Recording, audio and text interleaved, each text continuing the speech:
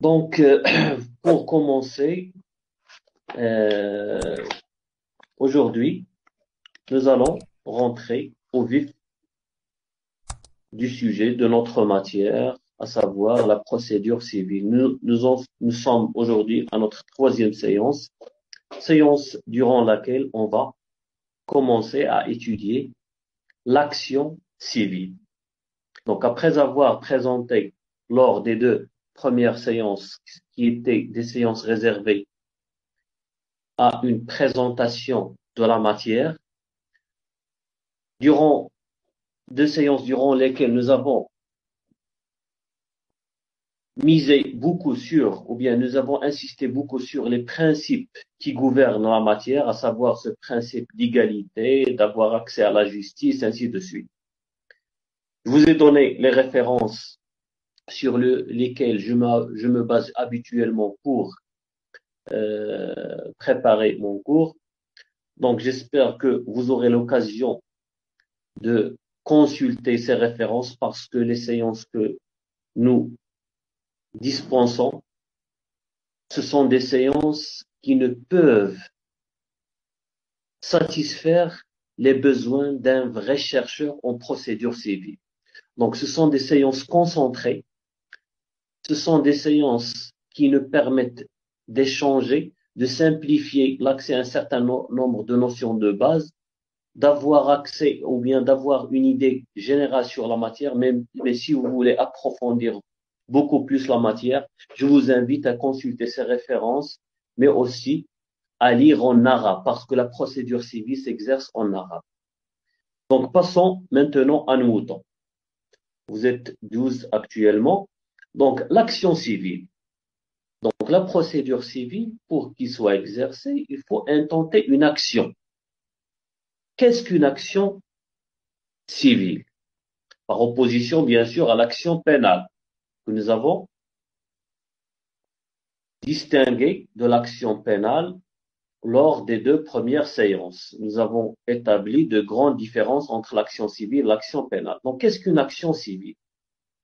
L'action civile peut être définie comme l'acte par lequel un justiciable s'adresse à une juridiction de fond et requiert la protection d'un droit, sa déclaration ou sa négation. Donc, à travers cette définition, on peut constater que l'action civile, c'est une action qui est ouverte à toute personne qui se sent lésée par rapport à un droit pour que la justice puisse se déclarer sur cette prétention de ce justiciable, pour dire est-ce qu'il a raison ou non, pour lui octroyer tout ce qu'il demande ou bien une partie de ses demandes, ou bien pour écarter carrément sa demande si la justice constate que sa ses prétentions sont mal fondées. On peut la définir aussi comme un droit subjectif potestatif, par lequel le titulaire se constitue partie au procès judiciaire à propos d'un conflit de droit civil. Donc, c'est un droit subjectif. Il se rapporte à une personne et non pas objectif tel que l'action pénale. Dans l'action pénale, c'est l'intérêt de la société qui sont en jeu lorsque la sécurité et la sûreté de l'État, de la société est en jeu. On peut intenter une action, on peut ouvrir une action pénale pour protéger les intérêts, l'intérêt général, l'intérêt public de la société. Là, c'est un droit subjectif qui se rapporte à une personne. Lorsque vous entendez subjectif, ça veut dire par rapport à une personne par lequel le titulaire se constitue partie au procès judiciaire. C'est la partie qui se sent lésée qui va se constituer comme une partie au procès judiciaire. Lorsqu'il s'agit d'un procès civil, lorsqu'il s'agit d'une contestation d'un droit civil et non pas pénal. Donc, on peut dire que cette action constitue pour le demandeur un pouvoir reconnu de s'adresser à la justice pour obtenir le respect de ses droits ou bien de ses intérêts, parce que vous allez voir avec moi, pour fonder une action en justice, vous n'êtes pas toujours censé dire qu'il y a une violation d'une règle de droit, telle que l'action pénale. Mais chaque fois que les intérêts légitimes, bien sûr, sont transgressés, on peut demander réparation de ce préjudice auprès des tribunaux de droit commun. Pour le défendeur, il s'agit de permettre à cette personne, l'action civile permet à tout justiciable de se défendre, de discuter le bien fondé de son adversaire qui est le demandeur. Donc c'est un droit reconnu à tout défendeur de discuter le bien fondé de la prétention émise contre lui et de formuler des contre-attaques et de formuler des arguments qui peuvent convaincre le juge du bien fondé de sa défense. La doctrine, quant à elle, présente la définition suivante. Mélina Duchu-Odo présente dans son ouvrage célèbre La procédure civile, dans son 5e édition, édité par Galino en 2009, c'est le droit exercé par un acte de volonté unilatéral au moyen duquel le demandeur modifie sa situation juridique dans ses rapports avec la partie adverse. Il se constitue partie à un procès judiciaire en face de cette dernière, ce qui implique la naissance de droits en sa faveur avec des obligations réciproques à son encontre. Donc, l'action civile est une action qui est ouverte d'abord au demandeur.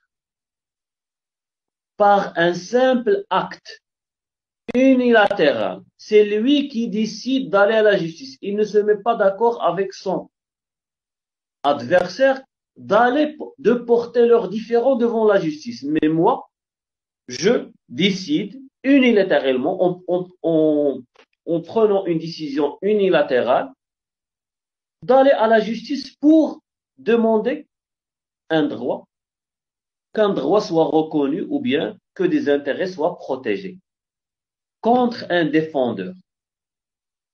Ce qui implique la naissance de droits en sa faveur avec des obligations réciproques à son encontre. Donc, il s'agit d'une définition très importante, d'une définition complète. Voilà pourquoi je l'ai choisi pour la présenter dans ce cours. À ce niveau, il ne faut pas confondre entre action civile, requête et demande. Qu'est-ce qu'une action civile? Donc, une action civile,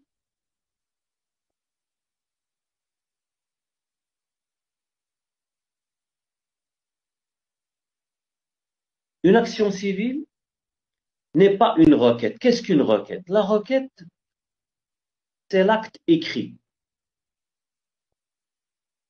produit par le titulaire d'une prétention par le biais duquel la juridiction compétente est saisie. Cela veut dire quoi? Cela veut dire que si la requête, si l'action, c'est un droit reconnu, la requête, c'est la formulation de ce droit dans un acte juridique. C'est cet acte écrit, parce que, comme vous allez voir avec moi, et comme nous l'avons d'ailleurs présenté la dernière fois,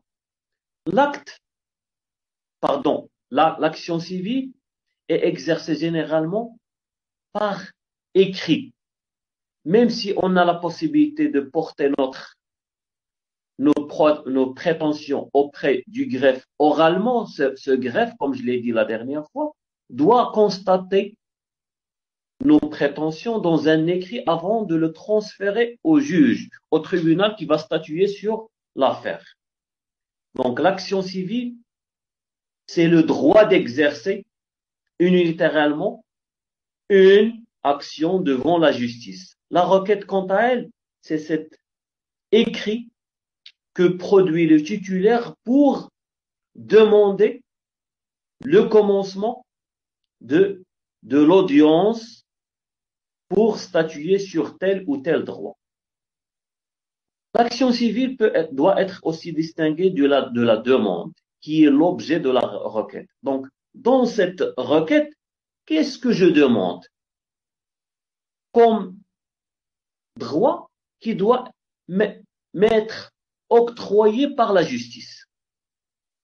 Donc, si on veut résumer, l'action civile englobe la requête et la demande.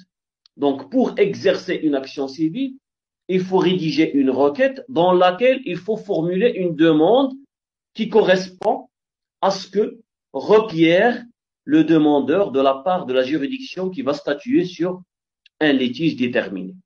Est-ce clair? Donc, ici, il faut aussi faire quelques précisions par rapport à l'action civile. Est-ce que tout à l'heure, je vous ai dit que l'action, normalement, pour exister, est-ce qu'il doit nécessairement, ou bien est-ce que le demandeur doit nécessairement se baser sur un droit? Et vice-versa. Donc, la vision classique présente l'action ou bien définit l'action comme un droit au mouvement. L'action, c'est lorsqu'on matérialise, c'est lorsqu'on exerce un droit. Voilà pourquoi on dit c'est un droit au mouvement. Pour eux, l'action n'est qu'une demande adressée à la justice pour statuer sur une transgression d'un droit formulé dans un code déterminé. La doctrine moderne, quant à elle, précise que l'action peut exister sans droit, et vice-versa, sans qu'il y ait même une loi qui statue sur la matière objet du litige. Exemple, lorsqu'on parle d'obligations naturelles, les obligations naturelles, qu'est-ce qu'une obligation naturelle? L'obligation naturelle, c'est une obligation qui normalement n'existe pas en droit. Par exemple, le fait de s'engager à donner chaque fin de mois une mensualité, une somme d'argent à son frère. Est-ce que la loi vous oblige de donner de l'argent à votre frère, à vos beaux-parents, par exemple? Ça veut dire les parents de votre femme. Est-ce qu'ils vous obligent à donner, à aider un certain nombre de personnes à part vos parents? Ce n'est pas une obligation légale. L'obligation naturelle peut exister, par exemple, lorsqu'il s'agit d'une personne qui n'est pas normalement, qui n'est pas censée payer une créance parce que cette créance est frappée de ce qu'on appelle la prescription. Elle a été prescrite. Alors que, par obligation morale, cette personne s'est engagée à payer. Il s'agit d'une obligation naturelle. Normalement, cette obligation naturelle ne peut donner lieu à aucune action.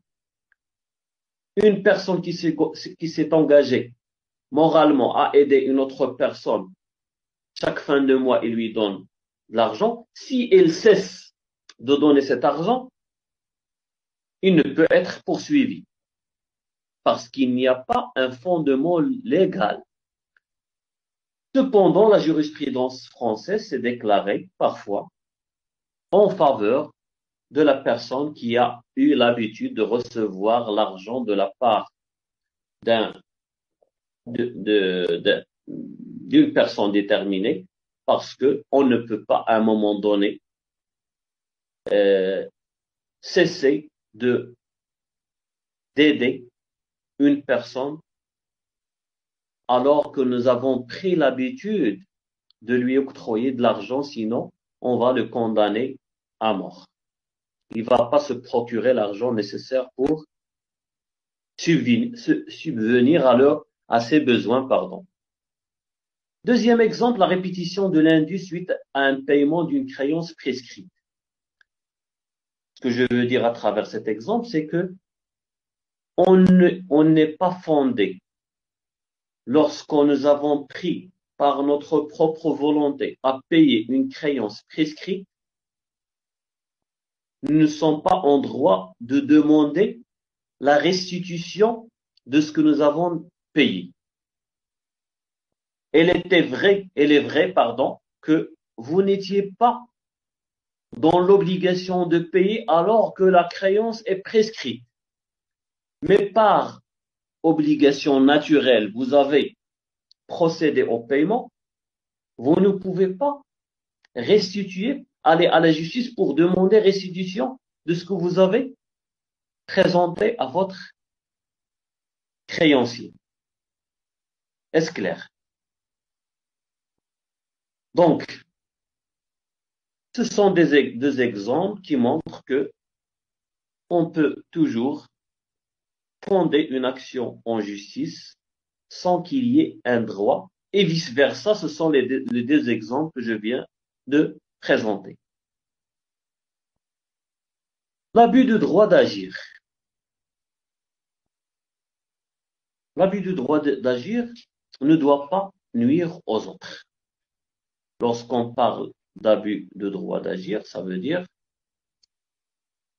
on ne doit pas exercer une action tout simplement pour porter atteinte et pour préjudicier notre adversaire, alors que l'action ne doit même pas exister.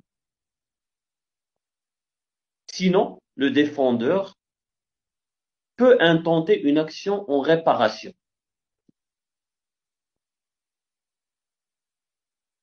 D'ailleurs, c'est ce que précise l'article 5 du Code de procédure civile, qui précise que tout plaideur est tenu d'exercer ses droits selon les règles de bonne foi. Donc, chaque fois qu'il y a une mauvaise foi de la part du demandeur, le défendeur sera fondé à demander des dommages et intérêts, ou bien de demander que le préjudice qu'il a subi suite à cette demande en action, demande en justice, à cette action en justice, a préjudicié à ses intérêts. Parfois, c'est l'image de l'entreprise qui est touchée par une action en justice. Donc, dans ce cas, la justice peut se prononcer par des amendes civiles que le demandeur doit payer s'il a agi de mauvaise foi. Il peut même prononcer des dommages et intérêts en faveur de défendeur qui a subi une action en justice et qui a été jugée par la suite comme une action qui a été exercée de mauvaise foi. Voilà pourquoi l'article 5 présente dès le début, dès son article numéro 5, un principe qui doit être respecté par tout demandeur. Il doit agir de bonne foi. Donc la bonne foi sera toujours demandée, sinon on fera appel aux dispositions du Code de procédure civile, à savoir les articles 305, 407 et 376 que je vous demande de consulter par la suite. On n'a pas le temps de les lire et de les présenter maintenant. Maintenant, les caractères de l'action. Quels sont les caractères de l'action? Tout d'abord, l'action civile est facultative. Premier caractère, elle a un caractère facultatif. Ça veut dire que le justiciable est libre d'exercer ou non l'action civile, contrairement à l'action pénale, dont vous savez un principe très important: celui qui ne dénonce pas un crime est sanctionné sévèrement par la loi pénale. Une fois vous avez vu une transgression, vous avez assisté à un crime, un délit, vous connaissez quelque chose qui se rapporte à un crime, un délit, vous devez le porter à la connaissance des autorités publiques pour qu'une action publique soit mises en jeu. Alors que ce n'est pas le cas dans l'action civile. Certaines personnes dont les droits ont été transgressés peuvent ne pas choisir de ne pas aller à la justice. Jafaro, vous voulez intervenir? Non? Donc, je dis que c'est un droit facultatif, mais il ne faut pas le confondre avec le droit fondamental qui existe ou qui n'existe pas pour le plaideur. Le droit fondamental, ça veut dire le droit sur lequel il s'est basé.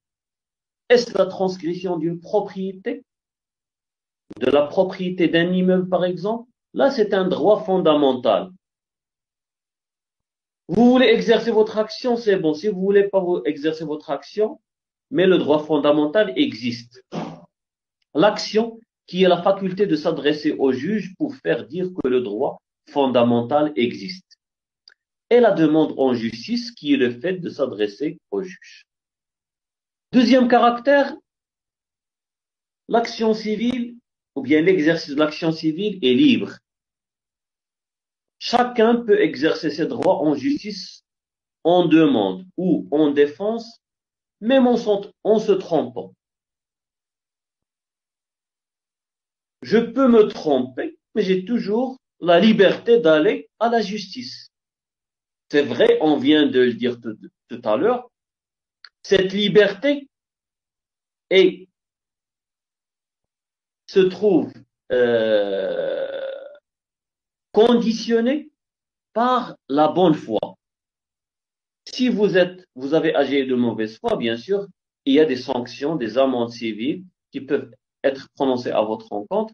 Il y a aussi des dommages et intérêts qui peuvent être octroyés à la partie qui a été lésée. Mais moi, lorsque je porte mon action devant la justice, Boubacar, vous voulez intervenir? Donc, si vous voulez, donc essayez de mettre vos micros en mode silencieux. Donc, je dis que vous avez toujours la liberté d'aller à la justice, même si on va par la suite, à la fin du procès, ne pas vous donner une suite favorable. Ça veut dire que vous vous êtes trompé d'aller à la justice. En principe, vous n'êtes pas sanctionné, à moins si on constate que vous avez agi de mauvaise foi, ou bien que vous avez exercé votre action d'une manière abusive. Dans ce cas, vous serez sanctionné. Troisième caractère que nous avons déjà présenté lors des séances consacrées à l'introduction, le caractère gratuit. Il ne paye rien. Certes, nous avons dit que la gratuité n'est pas totale, mais cette gratuité se limite au paiement d'un certain nombre de droits minimes tels que le droit de recevoir cet enregistrement de la requête par le greffe, droit de timbre. Donc, ce sont des droits qui ne peuvent être élevés au rang du paiement du tribunal qui va statuer sur votre affaire. Lorsque je dis gratuit, c'est pour distinguer la justice civile et la justice du droit commun de l'arbitrage, par exemple, qui est payant, de la médiation qui peut être payante. Donc, lorsque je dis que la justice est gratuite, cela veut dire que on ne paye que des droits minimes. L'essentiel des frais de justice sont supportés par l'État. Voilà pourquoi on dit parce que c'est l'État qui paye les greffiers, tous les fonctionnaires qui travaillent au sein du tribunal et qui vont s'occuper de votre dossier, des juges qui vont statuer sur votre affaire, ainsi de suite. On ne paye normalement que un certain nombre de frais qui sont minimes. Maintenant, les éléments d'existence de la procédure, de l'action civile. Il s'agit ici de mettre l'accent sur les conditions de validité de l'action civile sans pour autant définir ces conditions de validité. Donc, le code de procédure civile, si vous le consultez, vous allez voir qu'il détermine les conditions de validité de l'action civile sans pour autant la définir ni se prononcer sur ces éléments. Et cela, contrairement à ce qui est présenté par le droit comparé. Cela a amené les spécialistes, les docteurs, les chercheurs dans la procédure civile à se limiter à faire la distinction entre les conditions de validité et les conditions d'invalidité. Donc, c'était une précision avant de passer aux éléments d'existence de l'action civile proprement dite. Donc, pour exister, une action doit avoir d'abord une cause licite et réelle, un moyen légal, un objet possible, et il doit y avoir une adversité judiciaire. L'intérêt de présenter ces éléments d'existence est de repousser toute demande abusive. Les juges, autrement dit, repoussent, écartent toute demande dont les 4 éléments que nous allons présenter ne sont pas présents dans la demande formulée par une personne, par un justiciable dans sa requête. Donc, commençons par le premier élément d'existence de l'action civile. Le premier élément d'existence, c'est la cause. La cause doit être réelle.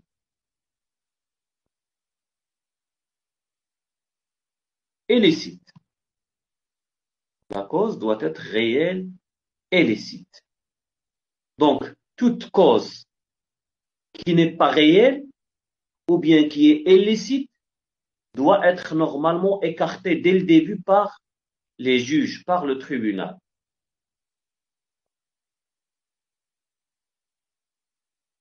Donc, lorsque j'ai dit il doit y avoir une cause, ça veut dire il doit y avoir un conflit entre 2 parties au moins, ou bien entre une personne et plusieurs autres personnes. L'absence du conflit amène le tribunal normalement à refuser, à écarter toute action pour cause de simulation ou bien d'illicité de la cause. Exemple. Lorsqu'il y a une chicane politique entre 2 partis politiques au sein du Parlement, ils ne s'entendent pas, ils n'arrivent pas à s'entendre sur une question politique. Leur différend ne peut être porté devant le tribunal de première instance pour statuer sur lequel des 2 partis politiques avait raison. Non. La cause ici est non réelle. On peut dire que c'est une cause théorique qui se rapporte à des idées, à des points de vue.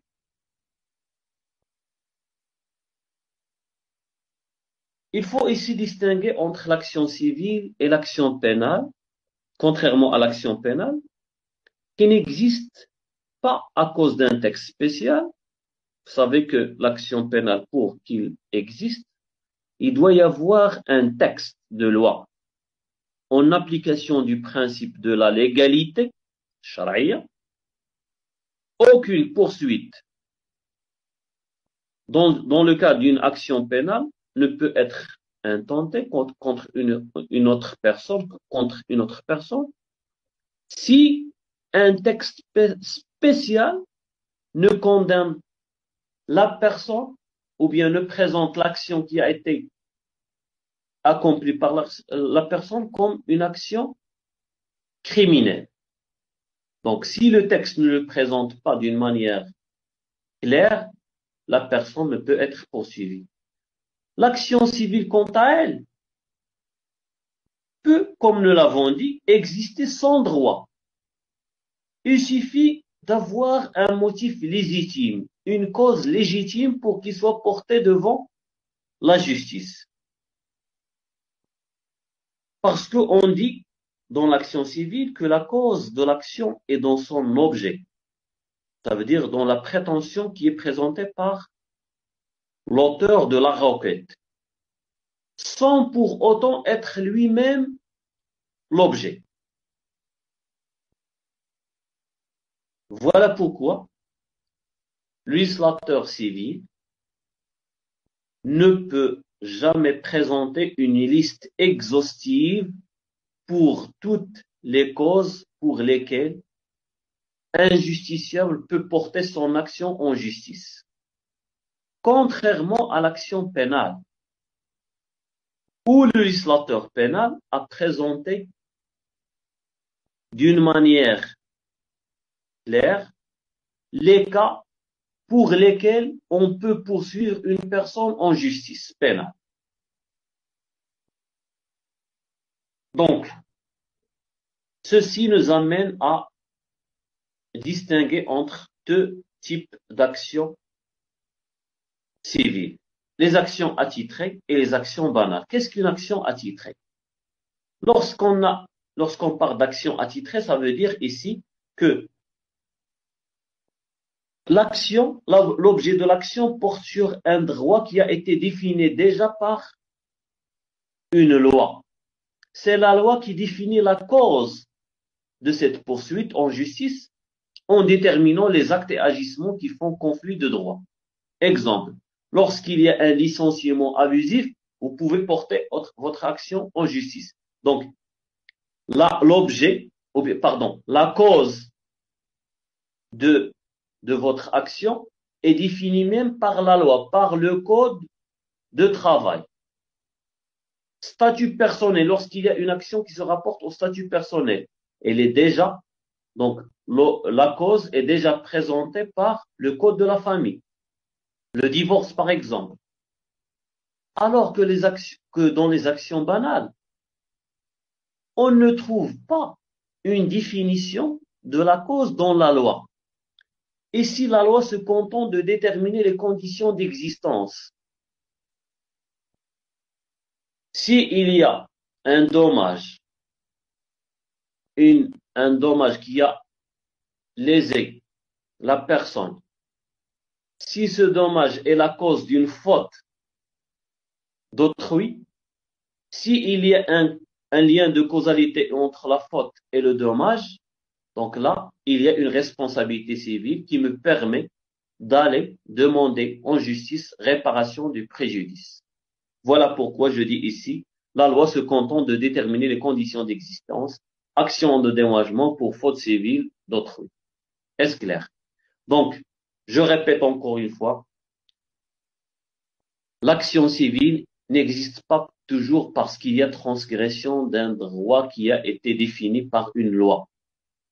Parfois, l'action civile qu'on appelle action banale est une action qui se rapporte à un dédommagement pour une faute civile qui n'a pas été déterminée, qui n'a pas été définie par une loi spéciale. Passons maintenant au deuxième élément d'existence, le moyen. Donc le moyen doit être légal. Qu'est-ce qu'un moyen? Ça veut dire c'est l'argument sur lequel on va se baser pour justifier notre action. C'est l'appui légal qui permet aux parties d'être admises en tant que justiciables ou encore en qualité d'adversaire judiciaire. Autrement dit, pour présenter votre action civile en justice, il ne suffit pas d'alléguer un fait quelconque pour faire une demande admissible devant la justice. Mais il faut encore s'appuyer sur une règle de droit pour s'en prévaloir contre un tierce. Même si la cause n'a pas été définie par la loi, mais vous devez vous baser sur une règle de droit qui va vous permettre de se prévaloir contre votre adversaire. Autrement dit, pour que votre action soit recevable, le demandeur doit se fonder sur une règle de droit. Parfois, on peut se fonder, baser notre argumentation sur une coutume qui est largement applicable en matière commerciale, par exemple. On peut même se baser sur une doctrine, sur une jurisprudence, ou bien sur une pratique, pour lesquelles on demande au juge de les faire appliquer à notre litige. Exemple, lorsqu'il y a une concurrence déloyale, lorsqu'on demande un dédommagement pour perte de chance, action en annulation des élections, exception d'inconstitutionnalité, ainsi de suite. Dans ces cas, le moyen légal est comparable à ce lien entre la cause et l'objet. Voilà la cause. Donc, l'objet du litige doit se fonder sur une règle de droit. Pour que le moyen légal, Abdoulaye, donc s'il vous plaît, vous pouvez intervenir à n'importe quel moment, mais s'il vous plaît, si vous avez une question, vous activez vos micros et ça dérange. Donc, j'ai dit que le moyen légal, c'est le lien entre la cause et l'objet qui rend celui-ci possible dans le système juridique du juge. Parce que le juge, pour se prononcer, comme nous avons dit, il doit motiver sa décision. Donc, par quoi il va motiver sa décision? Par une règle de droit, par un moyen sur lequel il se fondait pour se prononcer. Est-ce clair? Donc, il ne peut pas se prononcer à travers sa simple conviction sans être lié par une règle de droit. Donc, lorsque je prononce un jugement, c'est parce que j'ai un fondement juridique sur lequel je me suis fondé pour prononcer ma décision. Troisième élément d'existence de l'action civile, l'objet. Donc, qu'est-ce qu'un objet? L'objet, c'est la relation établie par la loi ou l'acte juridique entre la chose matière de droit ou encore la situation juridique matière d'acquisition. On peut donner l'exemple suivant, c'est le pouvoir du propriétaire de disposer, d'utiliser, de jouir d'un bien meuble ou immeuble qui permet à une personne d'aller demander le dédommagement par rapport à un dommage qui a été subi par le propriétaire. Donc, si vous n'êtes, autrement dit, par ricochet, à contrario, si vous n'avez pas la propriété d'un immeuble, vous ne pouvez pas intenter une action pour réparation de ce droit qui se rapporte à la propriété de l'immeuble. Pour demander, deuxième exemple, pour demander divorce, pour demander, par exemple, un certain nombre de droits qui se rapportent à un conjoint,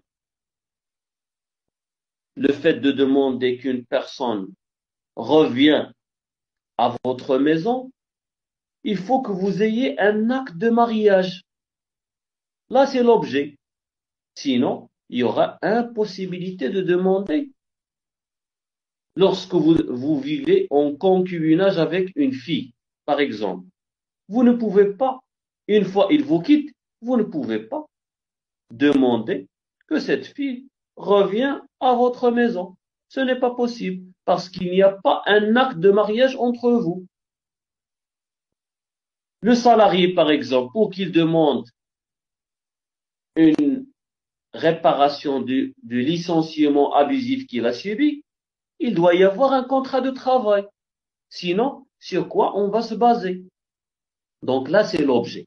L'objet doit être possible. À ce niveau, il ne faut pas confondre l'objet avec la chose ou bien la situation juridique, matière de droit, ou l'acte juridique. Ça veut dire ce sur quoi porte le droit ou consiste la situation juridique acquise. Il porte sur l'argent, sur le meuble, sur l'immeuble, mais Comment prouver que c'est votre argent, c'est votre meuble, c'est votre immeuble? Vous devez présenter des arguments qui prouvent la relation entre l'acte juridique et cette chose. Chose incorporelle, état de statut personnel, situation contractuelle, ainsi de suite. Bon, donc l'objet, on peut conclure par dire que l'objet se concrétise sous forme de demande initiale ou reconventionnelle et doit concerner tout ce qui est légalement permis et matériellement réalisable, qu'elle soit déterminée ou bien déterminable. Je répète, l'objet se concrétise sous forme de demande initiale ou reconventionnelle et doit concerner tout ce qui est légalement permis et matériellement réalisable. Je ne peux pas demander de l'argent à que mon argent me soit restitué de la part d'une personne qui est morte. Je peux poursuivre sa famille, ses successeurs, ses consorts. Mais pour que je puisse demander quelque chose, cette chose doit être déterminée ou bien déterminable. Je ne peux pas demander jusqu'à l'infini. Est-ce clair? Donc voilà pourquoi on dit que l'objet doit être possible. Quatrième ou dernière condition d'existence de l'action civile, l'adversité. Lorsque je dis l'adversité, ça veut dire c'est un conflit c'est une dispute qui doit exister entre les deux justiciables. Donc, on parle ici d'adversité judiciaire. On la définit comme la dispute entre deux ou plusieurs personnes sur un même objet, corporel ou incorporel. Donc, que cet objet soit corporel ou incorporel par l'utilisation de moyens différents. La caractéristique principale de l'adversité, c'est qu'il doit être soluble par la voie judiciaire. Ça veut dire, on peut lui donner une solution. Parce qu'il peut y avoir des disputes pour lesquelles on ne peut avoir une solution judiciaire. Il ne peut être intenté contre un inconnu, un disparu ou bien un mort. Je viens de dire que si vous avez un débiteur qui vient de trouver la mort, vous ne pouvez pas le poursuivre en justice parce qu'il est déjà prouvé la mort. Vous ne pouvez que poursuivre ses successeurs, ses consorts. Un disparu ne peut être poursuivi en justice parce que, normalement, pour qu'on puisse poursuivre une personne en justice, il faut lui notifier qu'il y a une audience qui est ouverte contre lui. Un disparu est comparable à un mort. On ne peut pas intenter une action contre un disparu ou bien un inconnu. J'intente mon action pour réparation contre quelqu'un qui m'a frappé par derrière et je ne connais pas qui est cette personne. Donc, vous ne pouvez pas demander un dédommagement à une personne inconnue. À ce niveau, il ne faut pas confondre entre débat et adversité. Tout à l'heure, je vous ai dit qu'une chicane politique ne peut être acceptée en justice. De même, le fait de ne pas être d'accord avec une question théorique présentée dans le cadre d'une thèse d'un professeur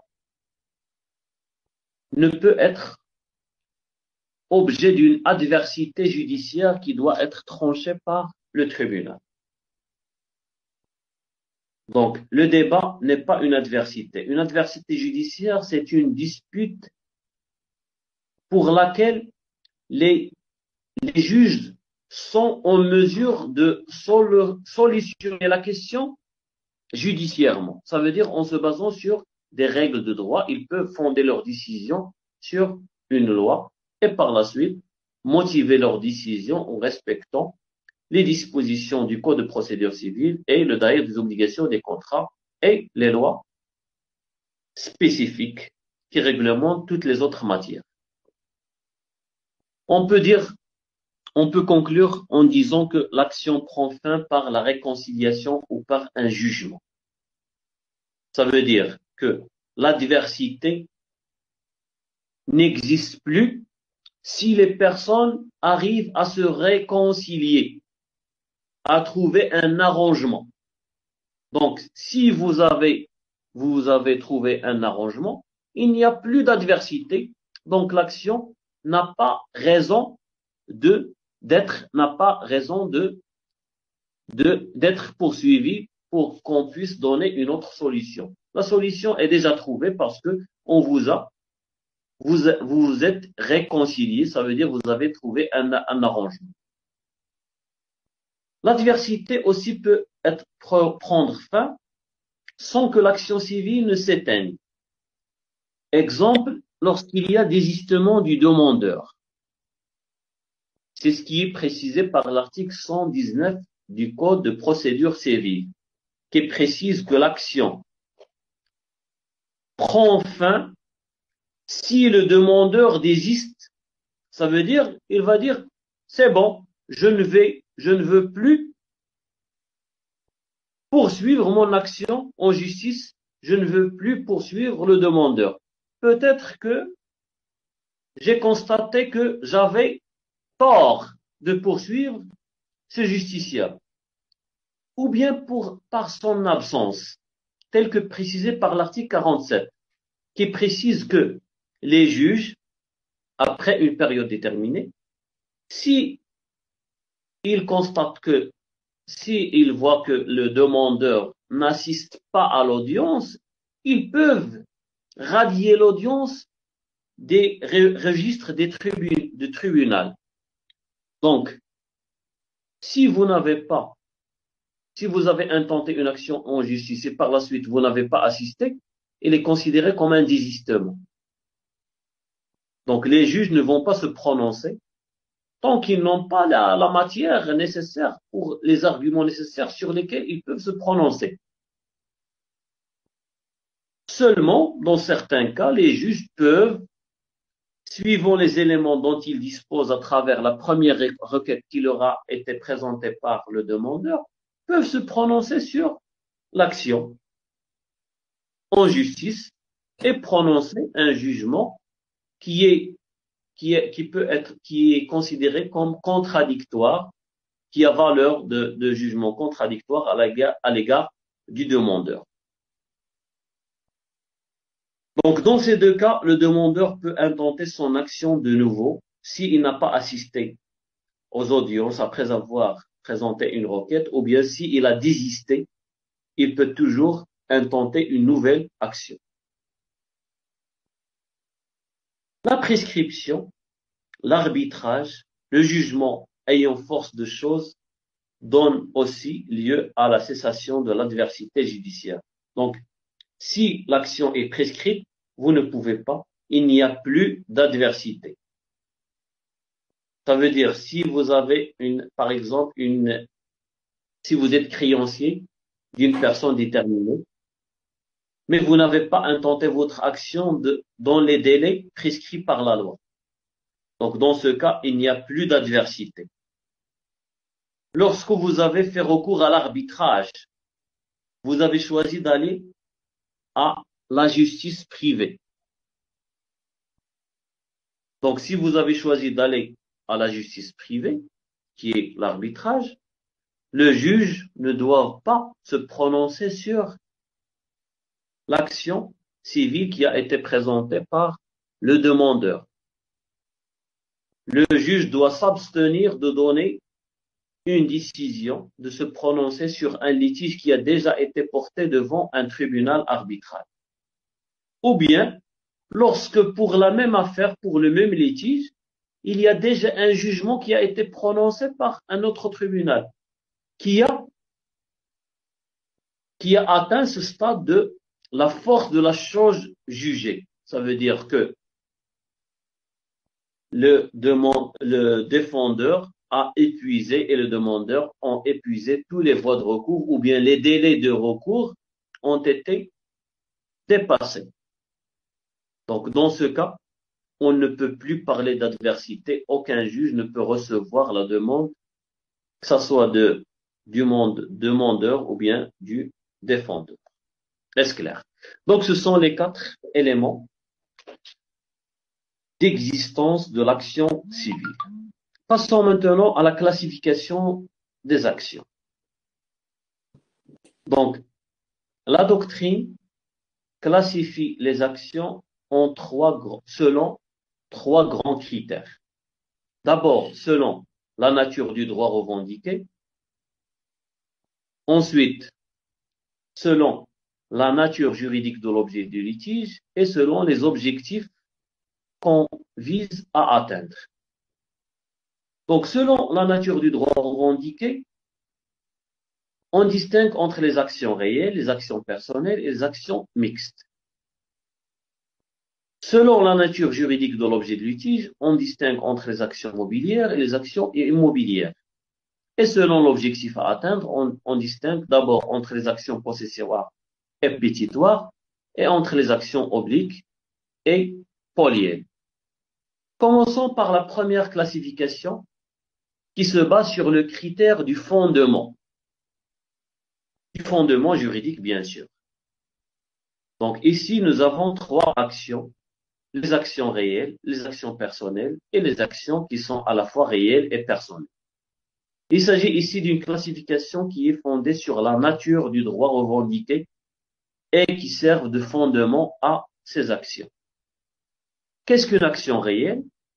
Une action réelle, c'est une action qui vise à protéger un droit réel, tel que le droit de propriété, le droit d'hypothèque, de gage, d'emphytéose, usufruit, ou qui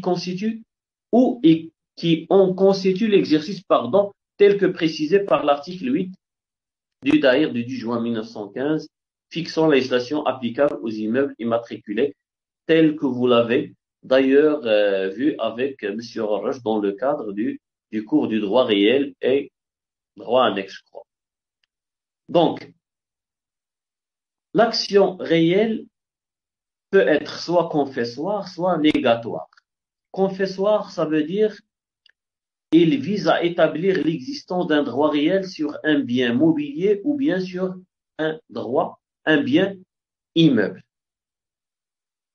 Et les confessoires. Qu'est-ce que je demande? Je demande à la justice de se déclarer sur l'existence de ce droit.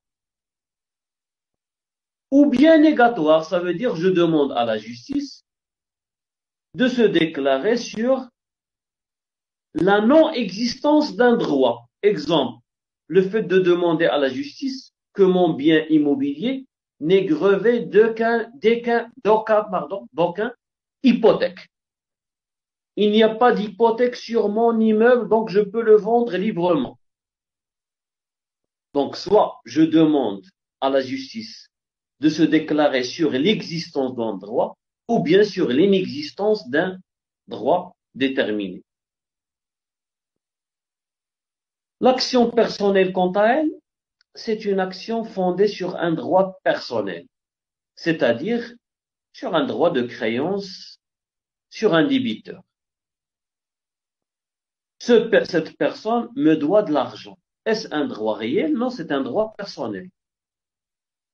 Il permet généralement au créancier de réclamer à un débiteur déterminé une somme d'argent. Donc, action réelle, il peut porter sur un droit mobilier ou bien immobilier. L'action personnelle, c'est une action qui porte sur une créance, sur un droit personnel. Donc, parfois, on peut rencontrer des actions qui dans la qualification ou bien dans des actions qui regroupent à la fois ou bien qui portent à la fois sur des droits mobiliers ou bien immobiliers et des créances. C'est ce qu'on appelle les actions mixtes. Ici, la contestation porte, comme je viens de dire, à la fois sur un droit personnel et un droit réel. Exemple, l'action qui tend à obtenir l'exécution d'un acte relatif au transfert ou à la création d'un droit réel immobilier et donnant naissance à une créance. C'est le cas, par exemple, d'un acheteur qui réclame la délivrance d'un immeuble. Il peut rester en justice en qualité de créancier de livraison et en qualité de propriétaire. Donc, je suis propriétaire de l'immeuble, je peux intenter une action dans le cas de l'action réelle. Je demande à la justice une action confessoire pour se prononcer sur mon droit d'obtenir, de se procurer, de jouir de mon immeuble en qualité de propriétaire. Mais aussi, je peux aussi me baser sur l'action personnelle parce que, puisque j'ai payé, je dois recevoir une contrepartie. Donc, quelle est la contrepartie? C'est la délivrance de l'immeuble. Donc, l'exemple que je viens de dire, de présenter, présente le caractère d'une action mixte qui est en rapport à la fois avec un droit réel et un droit personnel. Aussi, les actions visant la restitution d'un bien, l'anéantissement d'un acte transmissif en raison d'une exécution, le cas d'un apport en nature d'un immeuble ou une société civile déclarée nulle, il peut rester en qualité d'associé de fait pour restituer son apport en qualité de propriétaire. Donc là, c'est un autre exemple qui rassemble à la fois toutes les caractéristiques de l'action réelle et de l'action personnelle. Aussi, on a l'exemple des actions qui tendent à l'annulation d'un acte translatif de propriété au constitutif d'un droit réel immobilier. Donc, ces trois actions, ce sont des exemples des actions mixtes pour lesquelles le demandeur peut intenter son action à la fois en se basant sur le droit réel et le droit personnel. Ça veut dire sur une créance qu'il a vis-à-vis de son débiteur, mais aussi en se basant sur l'acte de propriété qui est objet du litige. Quel est l'intérêt de cette classification que nous venons de présenter? Donc, l'intérêt de la classification que nous avons présentée, c'est la détermination du tribunal compétent territorialement. Pour les actions personnelles, qui, d'ailleurs, il faut le préciser, ne peuvent être que mobilières, généralement, c'est le lieu où demeure le défendeur. Lorsqu'on veut poursuivre une personne en justice, un débiteur, une personne qui nous doit de l'argent, on doit le poursuivre devant le tribunal territorialement compétent, ça veut dire où il réside, ou à sa résidence principale. Alors que les actions réelles et mobilières ne peuvent être intentées que devant le tribunal où se situe l'immeuble. Parce que, comme je l'ai dit la dernière fois, les juges font recours généralement à des procédures d'expertise pour constater quelles sont les conditions qui entourent cette propriété, cet immeuble, donc pour pouvoir procéder à toutes les instructions qui peuvent les éclaircir sur la nature du litige. Donc, voilà pourquoi le législateur a décidé par un texte spécial qui se trouve dans le Code de procédure civile que toutes les actions réelles immobilières qui se rapportent à un immeuble doivent être portées devant le tribunal où se situe l'immeuble objet du litige. Les actions mixtes, maintenant, lorsqu'il s'agit d'une action mixte, dans ce cas, le demandeur a le choix d'intenter son action, soit devant le tribunal où se situe l'immeuble, soit devant le tribunal du défendeur. Donc, il faut noter à cet égard que l'action réelle immobilière est celle qui a pour objet un droit réel portant sur un immeuble. Par contre, l'action réelle mobilière est une action relative à un droit portant sur un meuble. Et dans ce cas, on ne va pas appliquer les dispositions du Code de procédure civile relatives à la territorialité du tribunal où se situe l'immeuble. Donc, on ne parle que des immeubles, des actions réelles immobilières. Deuxième classification, la classification qui porte sur l'objet. Donc, selon l'objet, on distingue entre l'action mobilière et l'action immobilière. L'action mobilière, il porte sur un bien meuble. Il s'agit d'un droit subjectif réel ou personnel. Exemple, la location. Ce sont des meubles par destination. Ils peuvent être des meubles corporels tels qu'un ordinateur, une voiture, donc toutes les choses qu'on peut déplacer. Ils sont déplaçables. Ou bien incorporels. Donc, qu'est-ce qu'un meuble incorporel? Par exemple, une créance. Ce sont tous les droits qui portent sur les choses mobilières, telles que les créances, les titres. Lorsqu'on parle d'une action qu'on détient dans une société déterminée, donc c'est un bien meuble incorporel. Les brevets, par exemple, aussi la clientèle. Donc, tous ces éléments forment l'objet de biens meubles incorporels. L'action immobilière, quant à elle, comme nous l'avons défini, c'est une action qui porte sur un bien immeuble, une maison, un sol, un terrain, ainsi de suite, qui est généralement définitivement fixé. Donc, il faut noter ici que l'immeuble ne peut être objet de droit immobilier que s'ils sont réels, principaux ou accessoires, tels qui sont définis, comme je l'ai dit tout à l'heure, par le Daïr du 2 juin 1915, tel que vous avez sûrement étudié d'une manière explicite, détaillée avec M. Ross. Donc, on peut donner les exemples suivants.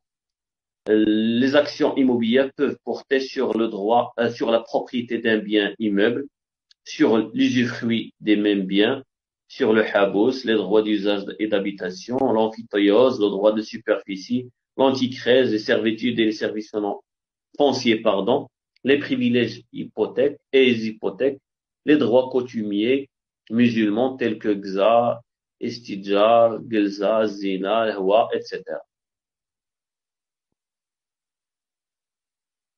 Maintenant, la classification des actions selon l'objectif. Donc, selon l'objectif qu'on vise à atteindre, on distingue généralement entre les actions possessoires et pétitoires et entre les actions, comme j'ai dit, possessoires et poliennes. Pardon, entre les actions poliennes et obliques. Donc, pour ce qui est des actions pétitoires, ces actions tendent à faire juger au fond une prétention portant sur un droit réel, tel que la propriété d'un immeuble, l'usufruit, l'amphithéose, ainsi de suite. Donc, il s'agit de juger au fond une prétention portant sur un droit réel, alors que l'action possessoire vise seulement à protéger la possession de ce droit réel. Donc, pétitoire, protéger le droit réel dans sa totalité, alors que l'action possessoire, c'est protéger la possession de ce droit.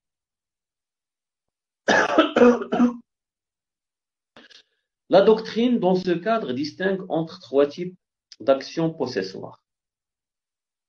D'abord, la complainte. Qu'est-ce que la complainte? La complainte, c'est une action qui vise à faire cesser un trouble grave. Lorsque je dis grave, pour le distinguer de trouble ordinaire, un trouble grave, actuel, de la possession d'un immeuble. Exemple, le fait de se procurer, sans raison, le droit de créer un passage et de l'utiliser dans la propriété d'une autre personne. Donc, le fait de passer par exemple, de construire une route pour faire passer votre véhicule dans la propriété d'une autre personne. Ou bien le fait de se donner le droit de cueillir les fruits d'une autre personne. Ou bien le fait de prétendre qu'une personne est locataire, si on veut parler de droit de location, à la place d'une autre personne qui est le vrai locataire. Donc, dans ce cas, on doit présenter, dans le cadre d'une action possessoire, ce qu'on appelle la complainte. La complainte pour faire cesser un trouble grave et actuel qui est en train de se produire. Si il est déjà passé, on n'est plus dans le cas de complainte, mais on peut demander dommages-intérêts pour les dommages qui ont été subis. Donc la complainte, c'est pour faire cesser un trouble actuel, mais un trouble qui est grave, qui menace d'une manière grave la possession de l'immeuble. Deuxième variant, la dénonciation de nouvel ordre. La dénonciation de nouvel ordre. Donc la dénonciation de nouvel ordre est une action qui permet de faire cesser des travaux effectués par un voisin dont l'achèvement risque de provoquer un trouble grave. S'agit-il ici d'un intérêt actuel? Est-ce que vous avez un intérêt actuel maintenant? Non. Il s'agit d'un intérêt futur. Donc, on demande aux juges, aux tribunaux, au tribunal compétent, de protéger le possesseur du bien d'un trouble grave, même dans l'avenir, mais à condition que les travaux sont en cours d'exécution. Donc, même si le trouble n'existe pas encore, mais on sait, on a le sentiment, il y a des indications qui montrent que le trouble que si on laisse les travaux continuer, il se peut que je subis un dommage irréparable. Exemple, lorsque j'ai une maison et il y a quelqu'un qui a commencé à creuser devant ma propriété, devant ma maison. Il creuse profondément. Donc, si je le laisse encore continuer à creuser profondément, ma maison risque de s'effondrer. Voilà pourquoi je demande la dénonciation de nouvel ordre. Ça veut dire, je demande que les travaux cessent parce que si je laisse mon voisin achever ses travaux, il peut y avoir un trouble grave et irréparable. Troisième variante de l'action possessoire, la réintégrante. La réintégrante, c'est une action par laquelle on demande à la justice de faire cesser une voie de fait pour réintégrer l'immeuble dont il a été dépossédé brutalement. Je demande que ma propriété soit réintégrée. J'ai été dépossédé brutalement de ma propriété. Donc, dans ce cas, on ne peut se baser sur cette action que lorsque le possesseur a subi un trouble grave, violent. Lorsqu'il y a une violence dans l'accomplissement de cette dépossession du bien de celui qui va s'adresser à la justice. Ou bien lorsqu'il y a une voie de fait, lorsque, par exemple, les autorités compétentes ont procédé à la dépossession de mon bien d'une façon brutale, sans respecter la procédure normalement accomplie, telle que, par exemple, la procédure de, comment on l'appelle déjà, lorsque l'État veut se procurer la propriété d'un immeuble déterminé. Vous pouvez me rappeler?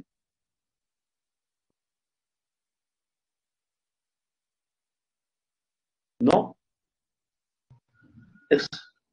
Expropriation. L'expropriation. Voilà, l'expropriation. Voilà. Merci Hakim. Donc, je parle de l'expropriation. Lorsque l'État n'a pas respecté, les autorités compétentes n'ont pas respecté la procédure normalement accomplie pour déposséder une personne de son immeuble. Donc, dans ce cas, on a la possibilité de faire appel à cette procédure de réintégrante. Ou bien lorsque j'ai été dépossédé de mon bien de façon violente de la part d'une personne civile.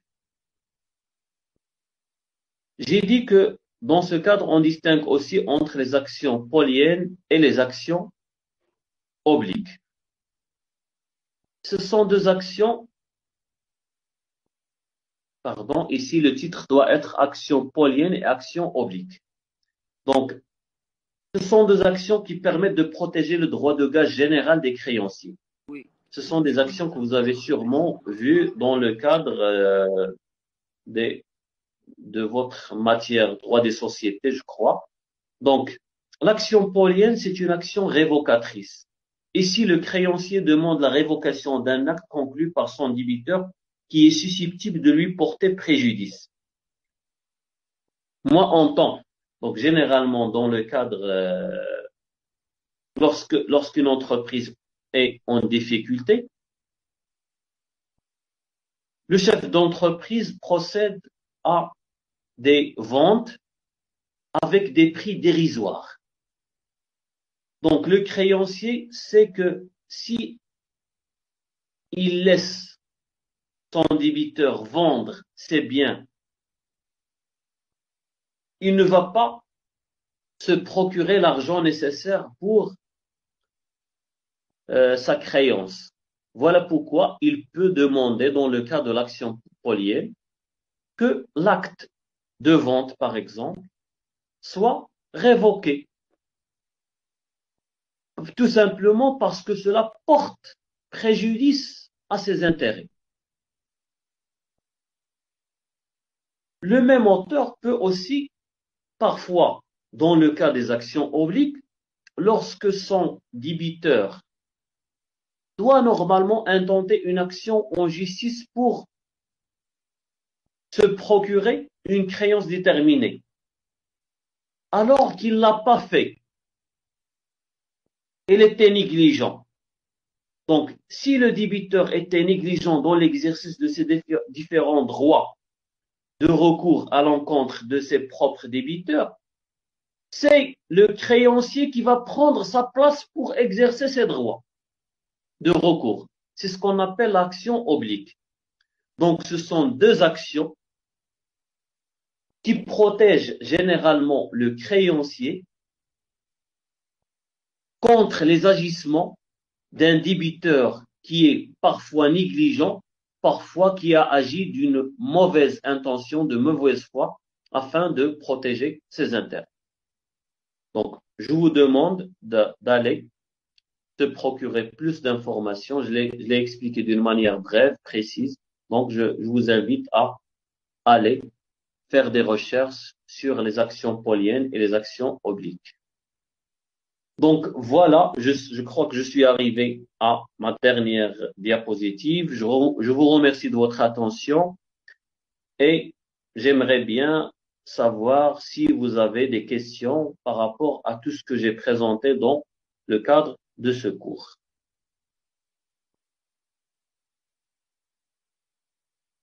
Des questions?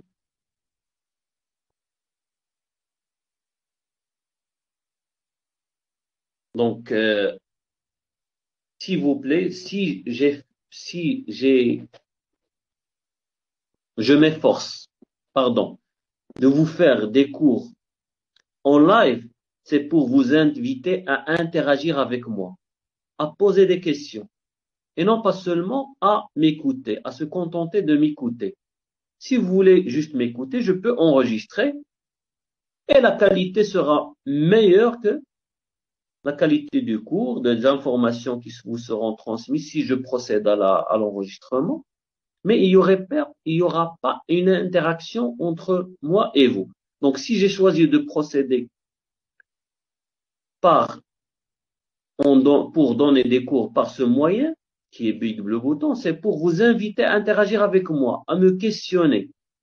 Ça me rassure, ça me donne une idée sur le degré d'appréhension et de compréhension de la matière, et ça me permet de jauger par la suite ce que je présente pour vous en tant que contenu. Donc, j'aimerais bien accueillir vos questions, vos remarques par écrit, si vous ne le faites pas maintenant, et je vous invite à toujours lire la séance avant le commencement de la séance en live pour que vous puissiez m'interroger sur un certain nombre de questions qui vous paraissent encore ambiguës. Donc, cela dit, je vous invite à télécharger pour le cours, pour la version PDF, je vous invite à télécharger la dernière version. Il y a toujours des modifications, des mises à jour des cours. Donc, s'il vous plaît, essayez de télécharger la version que je vais déposer maintenant, de la troisième séance. Donc, cela dit, je vous remercie de votre attention. On se donne rendez-vous mercredi prochain. Je ne serai pas en mesure de vous présenter le cours vendredi parce que je serai en déplacement à Taourif pour le conseil de l'université. Donc, merci de votre attention. On se voit la semaine prochaine, mercredi, à partir de 10 heures. À partir de 10 heures, ça serait peut-être difficile, étant donné que nous serons au mois de Ramadan. Donc, je crois que je vais déplacer la séance à midi. Est-ce que cela vous convient?